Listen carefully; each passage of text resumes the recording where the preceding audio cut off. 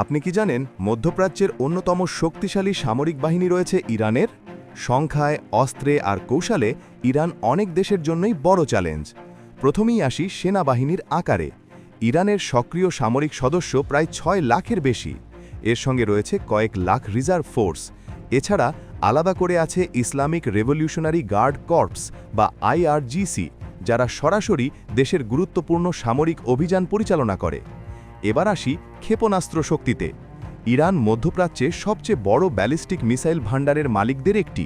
তাদের কাছে স্বল্প, মাঝারি এমনকি দীর্ঘ পাল্লার ক্ষেপণাস্ত্র রয়েছে, যেগুলো হাজার কিলোমিটার দূরের লক্ষ্যবস্তুতে আঘাত হানতে পারে। নৌবাহিনীও কম নয়।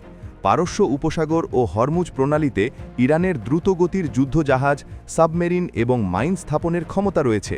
এই কারণে বিশ্বের অন্যতম গুরুত্বপূর্ণ তেল রুট নিয়ন্ত্রণে তারা বড় ভূমিকা রাখতে পারে। ড্রোন প্রযুক্তিতে ইরান অনেক এগিয়ে। তাদের তৈরি বিভিন্ন যুদ্ধ ড্রোন নজরদারি, হামলা এবং আত্মঘাতী মিশনে ব্যবহৃত হয়, যা আন্তর্জাতিক অঙ্গনে বেশ আলোচিত। তবে ইরানের দুর্বলতাও আছে। তাদের যুদ্ধবিমান অনেকটাই পুরনো এবং আধুনিক বিমান প্রযুক্তিতে তারা কিছুটা পিছিয়ে। সব মিলিয়ে সংখ্যা, ক্ষেপণাস্ত্র আর কৌশলগত অবস্থানের কারণে ইরানকে বিশ্বের অন্যতম প্রভাবশালী আঞ্চলিক সামরিক শক্তি হিসেবে ধরা হয়। আপনার মতে ইরানের সামরিক শক্তি কি বড় শক্তিগুলোর জন্য হুমকি? কমেন্টে জানান।